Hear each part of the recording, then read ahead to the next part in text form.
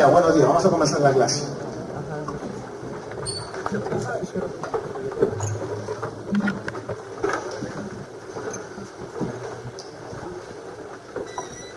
Ya, vamos a ver la primera parte de lo que es el cuello visceral.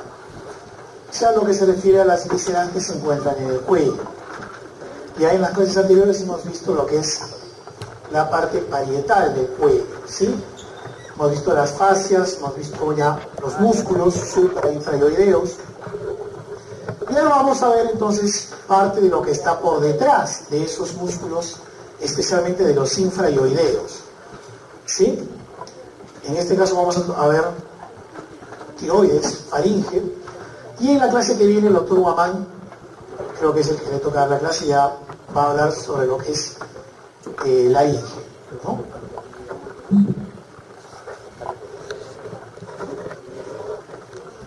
Entonces vamos a ver la tiroides, las paratiroides, la faringe y la parte cervical del esófago, ¿sí?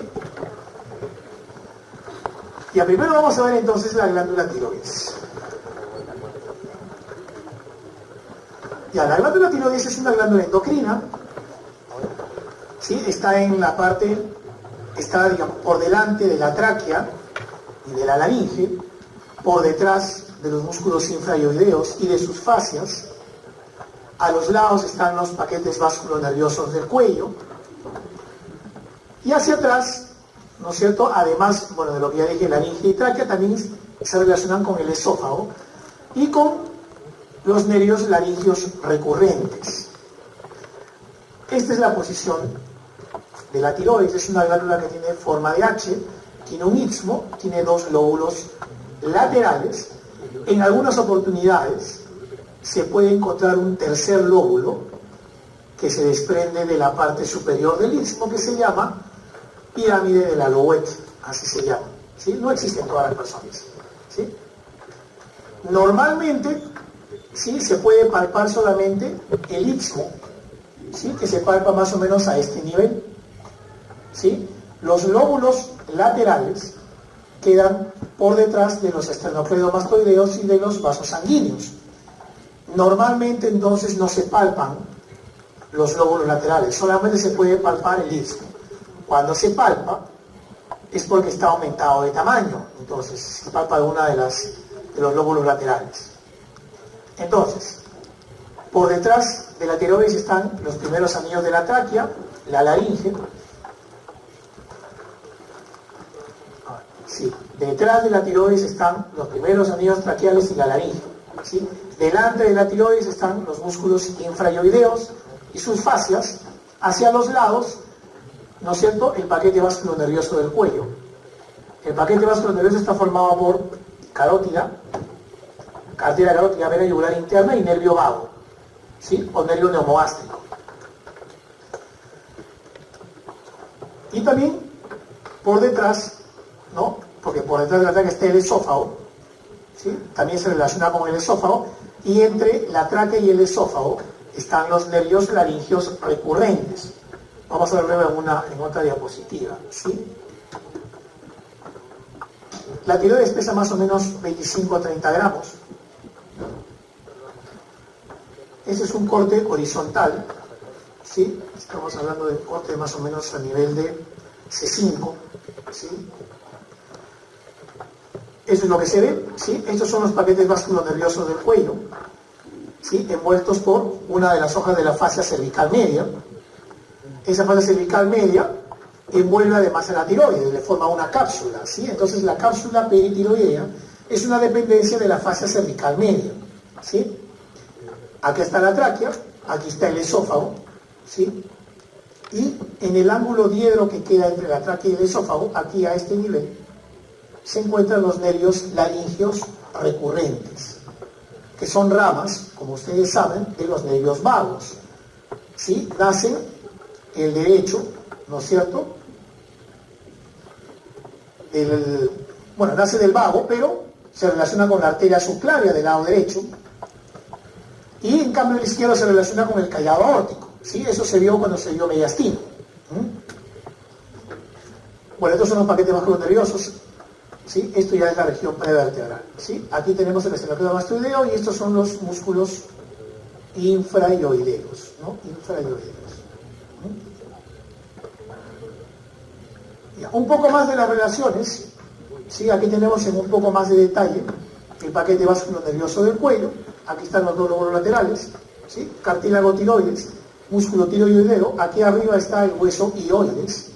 El ioides es un hueso que está unido al borde superior del cartílago tiroides por medio de una membrana que se llama tiroioidea, ¿sí? Membrana tiroioidea. Esta que está acá es, ¿sí? Acá está cubierta por el músculo, bueno, acá está, ¿sí? ¿Ya? Y debajo del cartílago tiroides, y entre este cartílago y el cartílago cricoides, hay otra membrana que se llama membrana cricotiroidea, ¿sí? Que está por encima del istmo, y que es el lugar en donde se puede hacer cricotilotomía, para poder acceder a la vía aérea, ¿sí? Ya eso es lo que se conoce como el rombo de la... No, miento. Perdón. No es el rombo de la traqueotomía, pues eso está más abajo, ¿sí? Eso es el lugar en donde se hace la cricotilotomía, ¿sí? Bueno, esto es ya la tráquea, ¿sí? Aquí también está el corte parecido al anterior, ¿no es cierto? ¿Sí? Esto es una ecografía.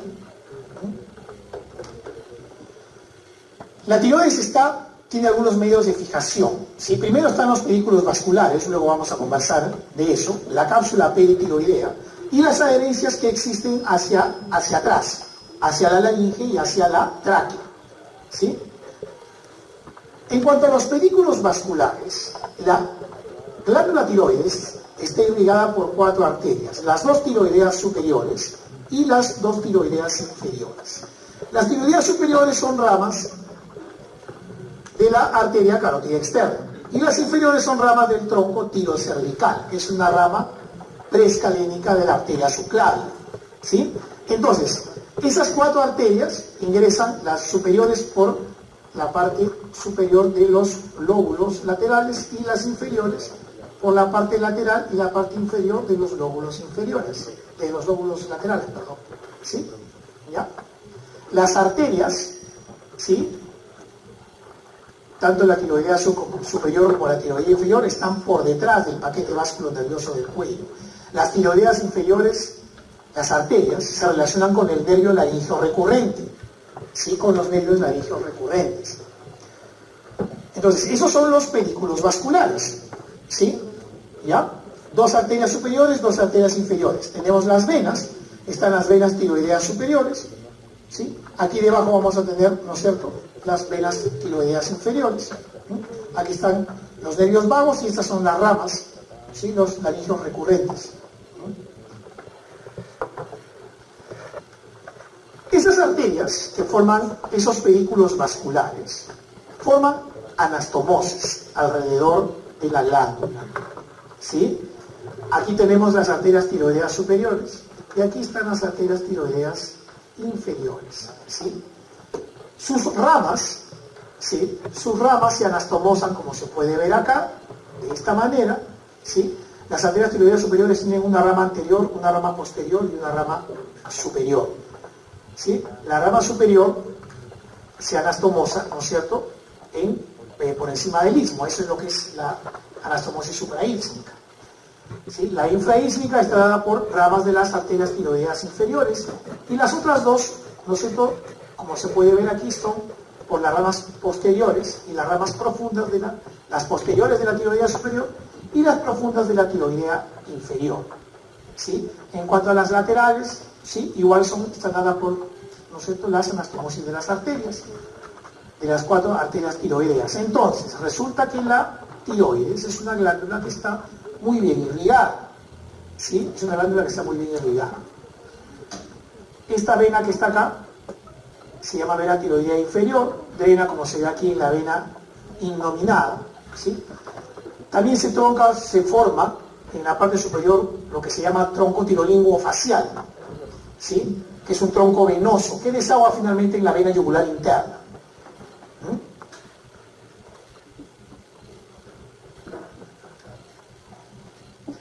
Ahora vamos a ver las glándulas paratiroides. Las glándulas paratiroides están ubicadas por detrás de la tiroides. Si son 4 glándulas, 2 derechas, 2 izquierdas, son unas glándulas pequeñitas. Tienen que ver con el metabolismo del calcio y del fósforo, ¿sí? Sus relaciones son básicamente las mismas que tiene la glándula tiroides, ¿sí? Esta es una vista posterior de la tiroides, este es el istmo, estos son los lóbulos laterales, estas son las paratiroides, ¿sí? Estos son los paquetes vasculos nerviosos del cuello. Un poco de anatomía aplicada. Las enfermedades de la tiroides son de lejos mucho más frecuentes en las mujeres, ¿sí? Lo que siempre va a llamar la atención es el aumento de tamaño, ¿sí? El aumento de tamaño se le da el nombre de bocio, ¿sí? O sea, el nombre genérico a todos los aumentos de tamaño de la glándula, que pueden ser debidos a muchas causas, se llama bocio, ¿sí?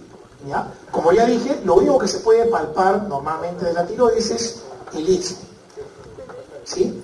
Si se palpa alguna otra cosa más, eso no es normal. Eso es porque está aumentada de tamaño la glándula, ¿sí?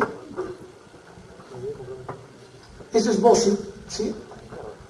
Sí, en este caso es un aumento uniforme de la glándula, ¿sí? Yo creo que es bastante evidente, ¿no es cierto? Sí, cualquiera se da cuenta.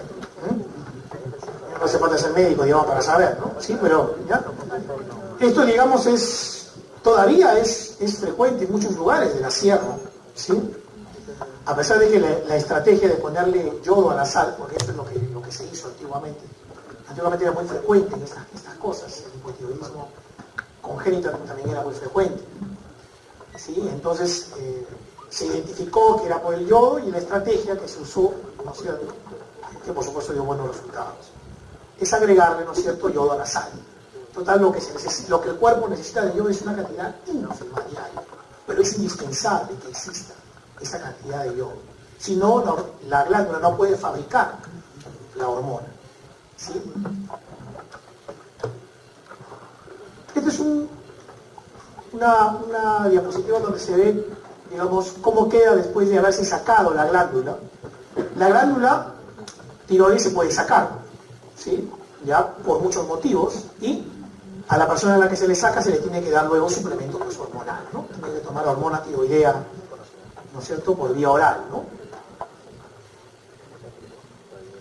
Esto que está acá, ¿sí?, es, digamos, el típico enanismo, ¿sí?, ¿ya?, por falta de hormona tiroidea, ¿sí?, ¿ya? En este caso, este tipo de enanismo, ¿sí?, ¿ya?, no es un enanismo, digamos, ¿ya?, que tenga retardo mental, ¿ya?, ¿sí?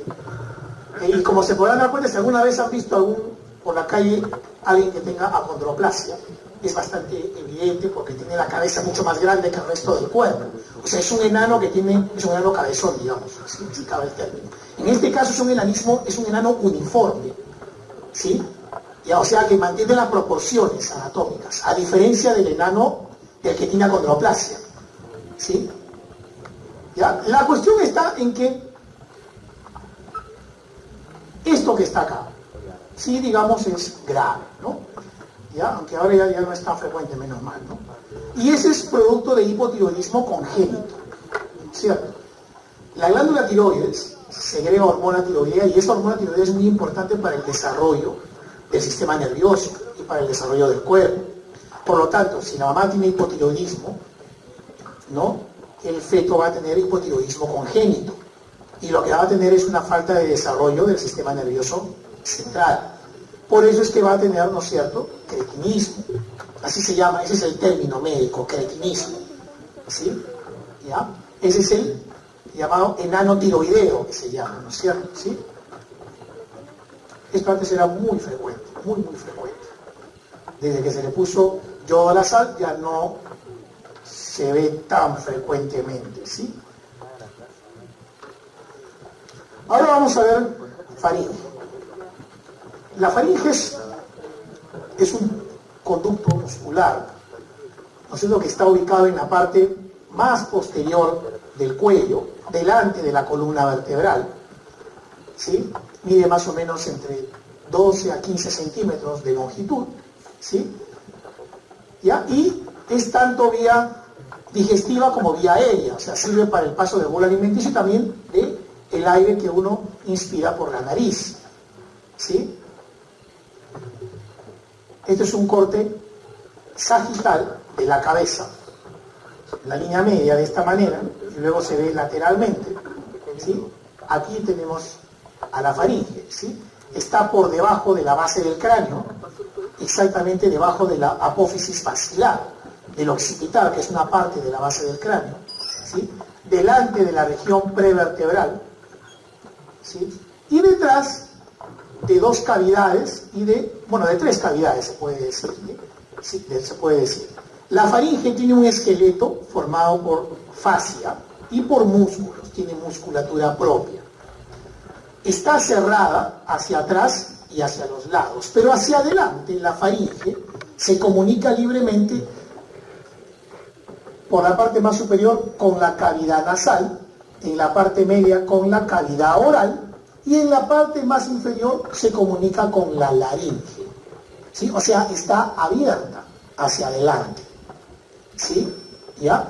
Entonces, hacia arriba se comunica con las fosas nasales posteriores, con la cavidad nasal, en la parte media con la cavidad oral, que es esta, y en la parte inferior se comunica o está, digamos, al frente de la laringe, ¿sí?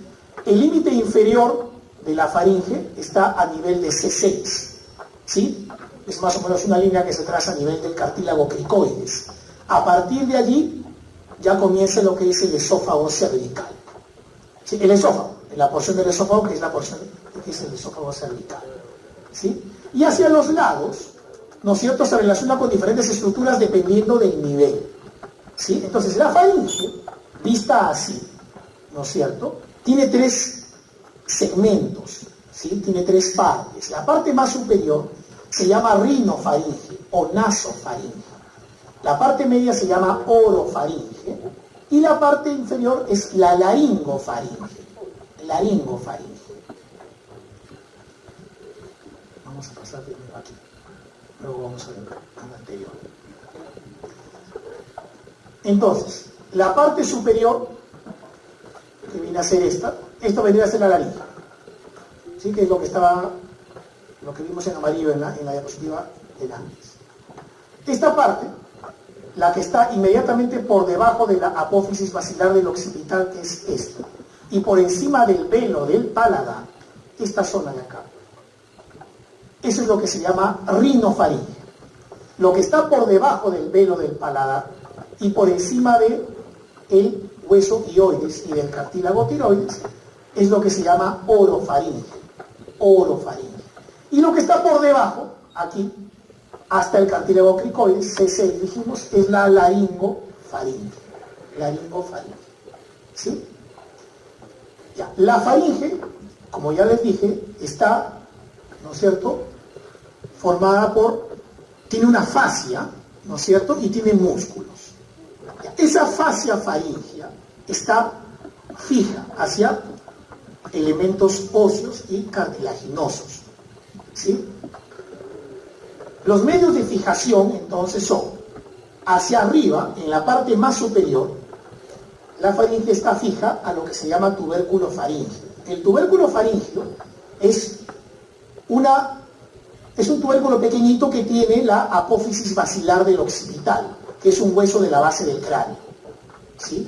Allí se fija entonces en la parte más superior, y en la parte media y superior. Hacia los lados está fija hacia las apófisis pterigoides. Las apófisis pterigoides son dos apófisis que son parte del hueso esfenoides, que es un hueso también de la base del cráneo, más exactamente a la tala interna del ala interna del esfenoides, ¿sí? Y también se fija lateralmente hacia la trompa faringotimpánica, más abajo al ligamento pterigomaxilar, a la cresta miloioidea. La cresta miloioidea está, ¿no es cierto?, en la mandíbula, ¿sí?, hacia el borde posterior y hacia las astas del hueso hioides y hacia la laringe, hacia el cartílago tiroides y hacia el cartílago cricoides. Digamos entonces de arriba a abajo. Los elementos de fijación son tubérculo faríngeo, a las apófisis pterigoides, trompa faringotimpánica, ligamento pterigomaxilar, cresta miloioidea, seguimos bajando, borde posterior y astas del hueso hioides y la lámina, como dice allí, del cricoides. Falta también cartílago tiroides, ¿sí? Por si acaso, ¿sí? ¿Ya? Y cartílago tiroides.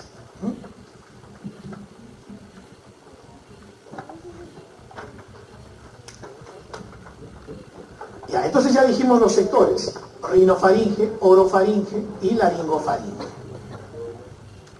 Ya. La rinofaringe, acá se ve más grande, es la parte más superior de la faringe, ¿sí? ¿Ya? Para los fines didácticos se puede decir que la rinofaringe es como si fuera un cubo. ¿Sí? No es exactamente un cubo, pero se puede decir más o menos como que es un cubo. O sea, tiene 6 caras. La cara superior, ¿no es cierto?, vendría a ser ¿cuál? La apófisis basilar del occipital, ¿no es cierto?, que es además a donde se fija la faringe. Esa es la parte más superior de la faringe, ¿sí? Que también a su vez es la parte más superior, pues, ¿no es cierto?, de la rinofaringe, que es esto que está acá, allí, ¿sí? Esta que está acá es la apófisis basilar del occipital. Este es el cuerpo del esfenoides, por si acaso. Eso luego vamos a ver cuando veamos anatomía de la cabeza ósea, ¿sí? ¿Ya? Entonces, apófisis basilar del occipital, ¿no es cierto? En el techo de la rinofaringe, en la cara superior de la rinofaringe, tenemos una amígdala, luego vamos a hablar un poquito de eso, que se llama amígdala faríngea. También se llama adenoides, ¿sí? Adenoides también se llama. Hacia atrás, ¿qué tenemos? La región prevertebral, ¿no? C1, C2, ¿no es cierto? ¿Sí? Las primeras vértebras cervicales, ¿sí? Hacia adelante, dijimos que estaba abierta hacia la cavidad nasal, ¿no es cierto? ¿Sí? Ya, o sea, no está cerrada, está abierta, se comunica con la cavidad nasal, más exactamente con las fosas nasales posteriores. Las fosas nasales posteriores se llaman coanas, ¿sí? Se llaman coanas. Hacia los lados, lateralmente, la rinofaringe se comunica con el oído medio por medio de una trompa, que se llama trompa de Eustaquio o trompa faringotimpánica, se llama, ¿sí? Ya que comunica el oído medio con la faringe. La función de esta trompa es equilibrar la presión que existe en el oído medio. ¿Sí? Si han viajado en avión, ¿no es cierto?, alguna vez, uno cuando a medida que el avión se va elevando y se eleva rápidamente, ¿no es cierto?, uno siente como que el oído se tapara, ¿no es cierto?, no, ¿sí? Y luego, si uno traga saliva, ¿no es cierto?, siente que desaparece esa sensación, ¿no es cierto? ¿Por qué? Porque la presión que hay en el oído medio en el momento en que ascendemos, ¿no es cierto?, hace que se cierre, pero al tragar yo agarro y abro un poco la trompa ahí, entonces iguala la presión. Esa es la presión, esa es la función de la trompa. Entonces eso está lateralmente, en las paredes laterales de la rinofaringe, ¿sí? Y hacia abajo, la rinofaringe se continúa pues obviamente con la orofaringe, pero a ese nivel hay un límite anatómico que vendría a ser el velo del paladar. O sea, pero el velo del paladar no ocluye esa zona, o sea, no ocluye esa rinofaringe, por lo menos en todo momento no lo hace. Cuando uno está respirando normalmente, ¿sí?, ese velo del paladar está hacia adelante y simplemente el aire pasa de las fosas nasales hacia la laringe, ¿sí? Pero cuando uno deglute, cuando uno está comiendo, está tomando líquido, este velo del paladar se eleva y ocluye la entrada hacia la rinofaringe. De otra manera, ¿no es cierto?, el líquido se sale por la nariz, pues, ¿no es cierto?, o la comida se nos sale por la nariz. Por eso es que nosotros no podemos hacer las dos cosas, ¿sí?, juntas. No podemos hablar y no podemos comer, ¿sí?, a la vez, ¿no? ¿Sí? ¿Ya? Si no, nos vamos a atorar, ¿no? Bueno, entonces eso es en cuanto a lo que es la rinofaringe, ¿sí? Rinofaringe.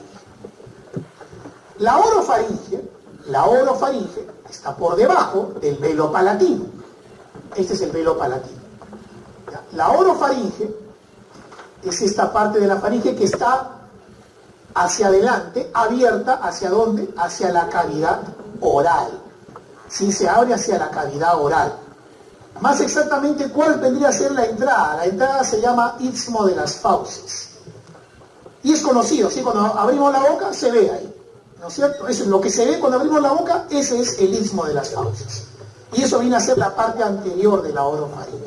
La parte posterior es la región prevertebral, aquí está, hacia los lados de la orofaringe que tenemos. Tenemos a las amígdalas palatinas. Las amígdalas palatinas están, ¿no es cierto?, en una zona que está delimitada por unas estructuras musculares que forman pilares, así se llama, ¿sí? Se va a ver más con detalle cuando se vea cavidad oral. Estamos viendo ahora faringe. En la cavidad oral se describe con más detalle todo esto, pero vamos a mencionar esos músculos que forman los pilares del velo del paladar. Son los palatoglosos y los palatofaringios, ¿sí? El pilar anterior del velo del paladar se llama palatogloso, ¿sí? El nombre está diciendo sus inserciones, ¿sí? Gloso significa lengua. Así que se insertan en el paladar, en la parte superior y en la base de la lengua, y forman el pilar anterior, que es este que está acá. Y el pilar posterior, que es este que está acá, se llama palatofaringio. O sea, va del velo del paladar hacia las paredes laterales de la faringe, ¿sí? Y ese es el pilar posterior. Entre los dos pilares se encuentra la amígdala palatina, ¿sí? Amígdala palatina que se ve bien desarrollada en los niños, inclusive pueden llegar a contactar en la línea media en los niños. En los adultos ya disminuye un poco de tamaño, ¿sí? Bueno, eso es lo que es la orofaringe, ¿sí? Y hacia abajo, ¿no es cierto? Hacia abajo la orofaringe se continúa con la laringofaringe, ¿no es cierto? Laringofaringe. El límite es una línea que pasa por encima del hueso hioides y del cartílago tiroides, ¿sí? Ese vendría a ser el límite inferior de la orofaringe. Por debajo está la laringofaringe. Esta es la cara anterior, esto es lo que ya dijimos, el istmo de las fauces. La parte central, esto que está acá se llama úvula o campanilla. Se ve en todas las personas, eso lo han visto alguna vez, ¿sí? ¿Ya? Entonces, úvula o campanilla, hacia los lados, los pilares, anteriores, posteriores, ya mencionamos, ¿sí? Laringofaringe. Esta es la laringofaringe, esta parte de acá. Esto que está acá es laringe, por si acaso. Esta es la laringe. Entonces la laringofaringe es esta parte de acá. Esto de acá. ¿Hasta dónde es? Hasta el nivel de C6. O una línea que pasa a nivel del cartílago cricoides. Hacia abajo ya dijimos que eso ya es el esófago cervical, ¿sí? Esta zona que está acá, ¿no es cierto? Como se podrán dar cuenta, tiene hacia adelante la entrada hacia la vía aérea, ¿no es cierto? La entrada a la laringe. Esta zona es la encrucijada laringofaringia, ¿sí? Encrucijada laringofaringia. Esto que está aquí es el cartílago epiglotis, así se llama. Se describe cuando el día miércoles en la clase le van a hablar sobre eso. Ese es el cartílago epiglotis, que es parte de un cartílago que forma la laringe, la anatomía de la laringe, ¿sí? Se llama encrucijada laringofaringia porque, ¿no es cierto?, ahí están la vía aérea y la vía digestiva. Cuando nosotros tragamos, ¿no es cierto?, uno deglute e inmediatamente toda esta parte, todo este esqueleto hioides, laringe, faringe, asciende y desciende, ¿no es cierto o no? ¿Sí? Eso es lo que ocurre cuando deglutimos. Cuando nosotros vamos a tragar, cuando la lengua envía el bolo alimenticio hacia atrás, ¿no es cierto?, ¿sí? El efecto que se ve al subir todo esto es que este cartílago de epiglotis ocluye la entrada a la laringe, de tal manera que el bolo alimenticio entonces, tragado por acá, se va hacia la faringe y no hacia la laringe, ¿no es cierto? ¿Sí? Por supuesto, repito, si hablamos cuando estamos tragando, eso no va a pasar, e inmediatamente lo que vamos a tener es tos, ¿no es cierto? ¿Por qué? Porque en la mucosa laringea hay una serie de, digamos, de receptores, ¿no es cierto?, que responden hacia cualquier cuerpo extraño que esté invadiendo la vía aérea y desencadena reflejo de oxígeno. para expulsar cualquier cuerpo extraño. Eso cuando estamos conscientes. Pero una persona inconsciente no tiene ese reflejo. Entonces es frecuente, el caso más típico es aquella persona que tiene una convulsión, ¿no es cierto? ¿Sí? Y esa persona, post-convulsión, puede vomitar. Y si vomita, como no tiene el reflejo de oxígeno porque está inconsciente, puede entonces aspirarse, ese es el término. Sí, se puede aspirar. O sea, el vómito, ¿no es cierto?, puede pasar hacia la laringe. ¿Sí? ¿Ya? La persona se puede morir asfixiada en ese momento, o puede tener una neumonía aspirativa. ¿Sí? Ya porque el daño que le hace el contenido, digamos, digestivo en la vía aérea es tremendo. ¿Sí? ¿Ya? Entonces existe eso, ¿sí? Normalmente no pasa eso, ¿por qué? Porque el cartílago epiglottis desciende y tapa la entrada de la laringe. Y el bolo alimenticio pasa hacia la faringe, ¿sí? Bueno, entonces eso es en cuanto a lo que es la laringofaringe.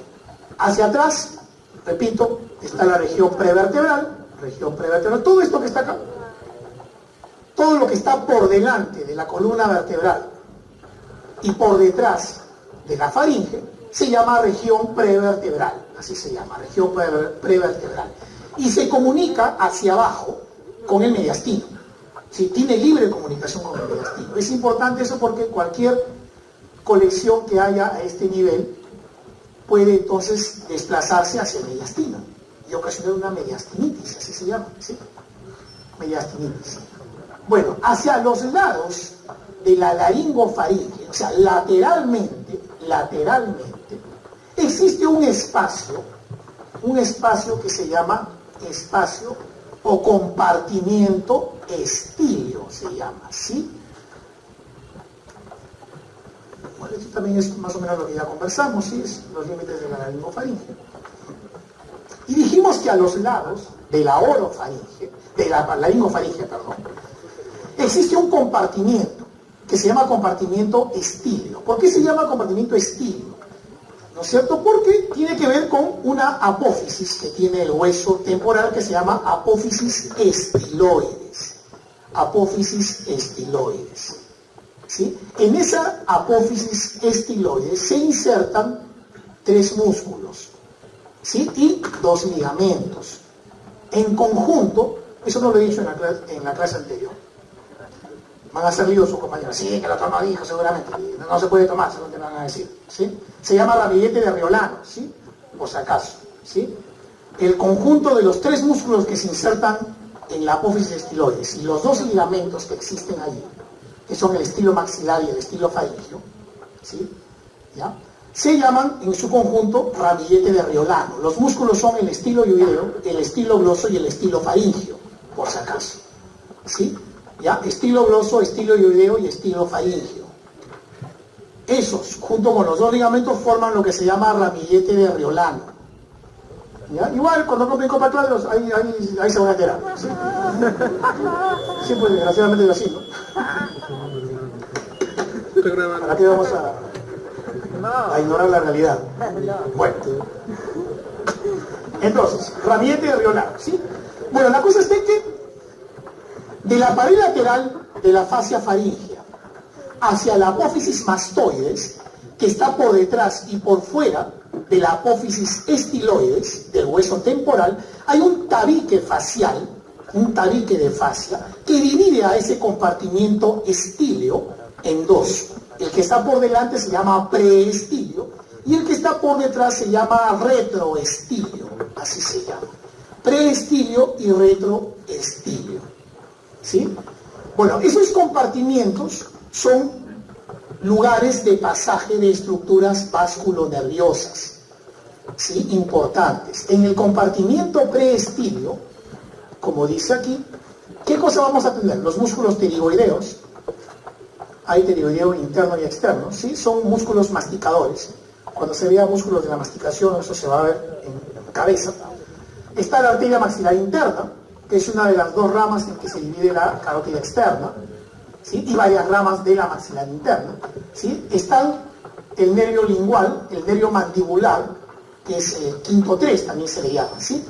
Se le dice quinto 3 porque son ramas del nervio trigémino, ¿sí? Por eso se llama quinto 3, ¿sí? Y el músculo estilogloso, que está en medio de todo ese compartimiento preestilio, el estilogloso, que es uno de los que forman el ramillete este de Areolano, ¿sí? Y en el compartimiento posterior, que se llama retroestilio, vamos a tener los 4 últimos nervios craneales, ¿sí? Glosofaringio, neumogástrico, espinal e hipogloso, la arteria carótida, y carótida interna y carótida externa, la vena yugular interna, ¿sí? La glándula parótida, ¿sí? Eso va a estar en el compartimiento que se llama retroestilio, ¿sí? Todo esto entonces está al lado, lateralmente, de la laringofaringe, ¿sí? Laringofaringe. En detalle se estudia en la parótida y todo esto cuando se vean son las regiones de la cara, ¿sí? Esto es cuello, no es cara. Cuando se vea cara, región parotidia y todo eso, ahí se va a estudiar con más detalle eso, ¿sí? Ya, me medio tranque, pero ya lo van a entender, ¿sí? Nosotros los profesores más o menos lo entendemos. Ya, los músculos de la faringe, ya, la faringe tiene una estructura de fascia, ¿no es cierto? Y tiene músculos, ¿sí? Ya tiene músculos. Hay músculos extrínsecos y músculos intrínsecos. Los músculos extrínsecos, como su nombre lo dice, son músculos que se insertan en otra zona de la faringe y en la faringe. Son dos, el palato faringio, que dijimos que era el pilar posterior, ¿no es cierto o no? Que era el pilar posterior del velo del paladar, ¿no? El otro músculo extrínseco es el estilofaringio, ¿sí? Y los intrínsecos son los llamados músculos constrictores. Músculos constrictores, son 3, superior, medio e inferior. Los músculos constrictores, ¿sí?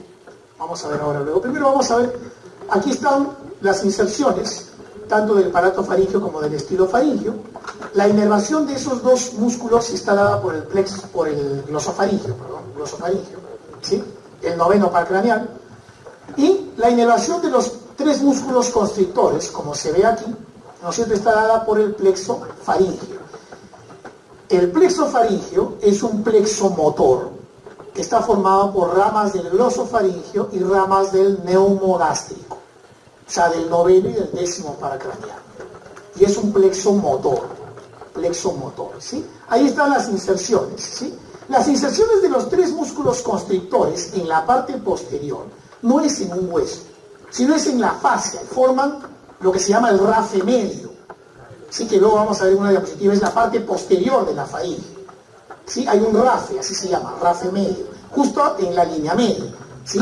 Y hacia adelante, sí tiene inserciones, ¿no es cierto?, óseas, y también ¿no es cierto?, inserciones en el cartílago tiroides y cartílago cricoides, como se ve aquí, las inserciones anteriores, ¿no es cierto? El constrictor superior, para que se tenga una idea, sus inserciones laterales y anteriores son fundamentalmente ¿en dónde? En la apófisis pterioides, ¿sí? El constrictor medio en las astas posteriores del hueso ioides, y el constrictor inferior en el cartílago tiroides y en el cartílago cricoides, ¿sí? Ese es más o menos en general sus inserciones, ¿sí? Ya, acá. Esto que está acá es una diapositiva que muestra la cara posterior de la faringe. En esta parte están los músculos en su posición, y acá está como si se hubiesen hecho un corte y se han llevado los músculos hacia el lado. Esto es como si tenemos a una persona en decúbito ventral, o sea, boca abajo, ¿sí? Y le sacamos la columna cervical, ¿sí? ¿Ya? ¿Y qué cosa vamos a ver entonces? Vamos a ver la cara posterior de la faringe, ¿no es cierto? Esto que está acá en el medio, esto, es lo que se llama rafe medio, ¿sí? Eso se llama rafe medio. Acá arriba, ¿esto qué cosa es? La apófisis basilar del occipital, ¿sí? Esto que está acá, ¿qué cosa es? El tubérculo faríngeo. Esto que está acá, ¿qué cosa es? La apófisis estiloides, ¿sí? Constrictor superior, constrictor medio, constrictor inferior. Esto que está acá es el asta del hueso ioides, ¿sí? Ya es el asta del hueso ioides donde se inserta el constrictor medio, como se ve allí, ¿sí? Este es el constrictor inferior, y aquí se ve abierta la faringe, la cara posterior. Entonces, ¿qué cosa es lo que vamos a ver hacia adelante? Vamos a ver la comunicación que tiene la faringe, ¿no es cierto?, con las estructuras que están hacia adelante. Hacia acá arriba, la rinofaringe, la orofaringe y aquí la laringofaringe. Esto que se ve ahí al fondo se llaman cornetes, ¿sí? Son parte de la cavidad nasal. Esto que está acá, ¿qué cosa es? La amígdala palatina. Aquí está el pilar posterior que es el palatofaringeo, como dijimos. Y esto que está acá es, ¿no es cierto?, ¿qué cosa? La laringofaringe. Y aquí abajo ya está el esófago. ¿Sí?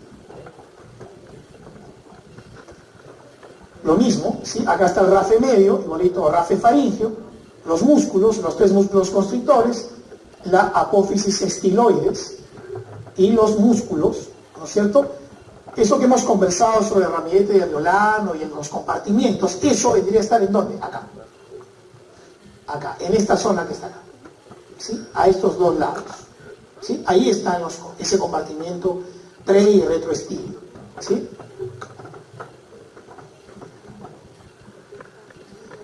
Hiatos faríngeos.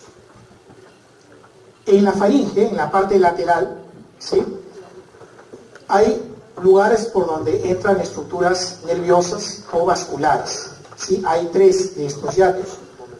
Superior, medio e inferior, atravesados por estas estructuras, ¿sí? Arteria lingual, nervio laríngeo externo, nervio laríngeo interno. Estos nervios laringeos son ramas de ¿quién? Ramas del nervio neumogástrico. ¿Sí? Por si acaso, ramas del nervio neumogástrico. ¿Ya? Y la arteria lingual, rama de la carótida externa. Acá también están los músculos, ¿sí? Igual rinofaringe, orofaringe y laringofaringe. Lo mismo, ¿sí?, con algunos otros músculos más, ¿no es cierto? ¿Sí? Constrictor superior, medio e inferior, huesoioides, cartílago tiroides. Esta membrana, como acá no está el esternocleidomastoideo y no está la glándula tiroides, ahí se ve mejor lo que se conoce como membrana tiroioidea. ¿Sí? Membrana tiroioidea, la que une el ioides con el cartílago tiroides. ¿Sí? ¿Ya? Y bueno, y los músculos, ¿sí? Apófisis estiloides, ¿no es cierto? Estilofaringeo, estilogloso, ¿sí? Esto que está acá, ¿no es cierto? Aquí es donde está, ¿no es cierto?, lo que se llama el compartimiento preestilio o retroestilio, ¿sí? Esta parte de acá. Otra vista posterior de la faringe, ¿sí? Acá sí ya es como si se hubiera abierto todo el rafe medio, ¿no es cierto? Y entonces se ve la rinofaringe, la orofaringe y la laringofaringe, ¿sí? Y este es el esófago cervical, ¿sí? ¿Esto qué cosa es? El istmo de las fauces, pero visto por atrás, ¿sí? Pero visto por detrás. Istmo de las fauces visto por detrás, ¿sí? Fosas nasales posteriores que se llaman coanas. Las de adelante se llaman narinas, ¿sí? Y esto se llama seno piriforme, por si acaso, ¿sí? ¿Ya? Este es el cartílago epiglottis y esta es la entrada hacia la laringe, ¿sí? La entrada a la laringe. Así que esta es la laringofaringe. Rinofaringe, orofaringe, laringofaringe, esófago cervical. El esófago. Ya, el esófago es un tubo muscular que comunica la faringe con el estómago, ¿sí? Medido desde C6, ¿sí?, hasta el cardias, mide más o menos 25 centímetros, ¿sí?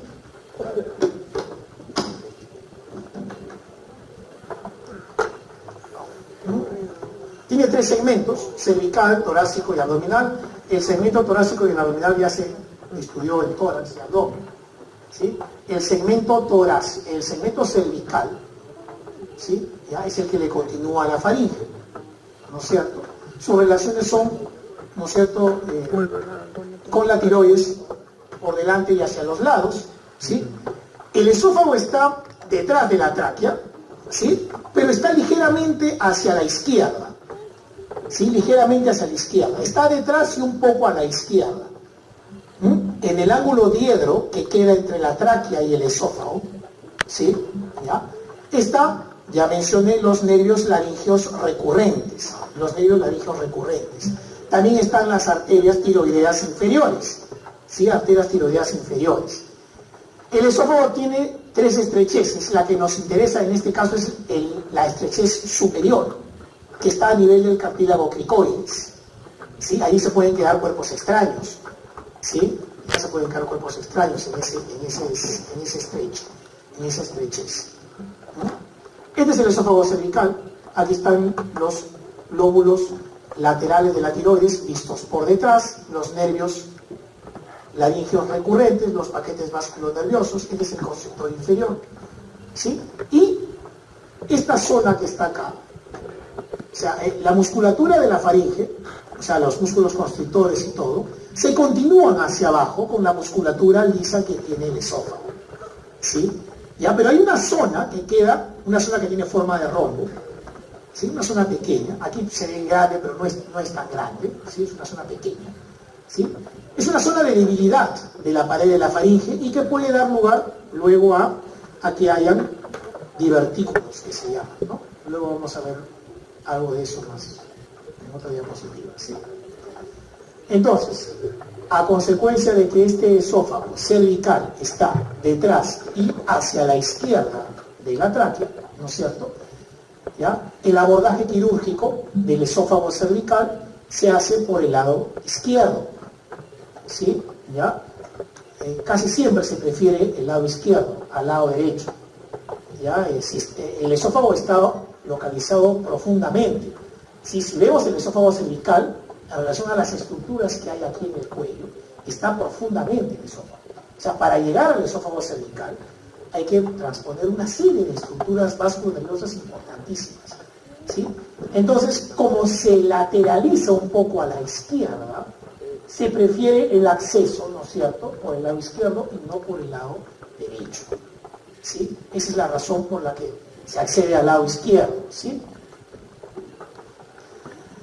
Irrigación, inervación y linfáticos. La irrigación de la faringe está dada por esas arterias, ¿sí? Las dos, la segunda y la tercera arteria, son ramas de la arteria maxilar interna, ¿sí? ¿Ya? La tiroidea, bueno, ya sabemos, es rama del tronco tirocervical, y esta faringe, ¿no es cierto?, que es rama de la carótida, ¿no es cierto? ¿Sí? En cuanto a la inervación, ya dijimos el plexo faríngeo, que es un plexo motor, ramas del noveno y décimo par. Desde el punto de vista sensitivo, ¿no? Además de esos dos nervios craneales, también forma parte el nervio maxilar, que es el quinto 2. ¿Sí? El nervio trigémino, que es el quinto par craneal, se llama trigémino porque tiene tres ramas: nervio oftálmico o B1, quinto 2 nervio maxilar y quinto 3 o nervio mandibular. ¿Sí? En cuanto a los linfáticos, el doctor Guamán debe haberles hablado sobre, ¿no es cierto?, los linfonodos que existen anteriormente y lateralmente y posteriormente en el cuello, ¿no es cierto? ¿Sí?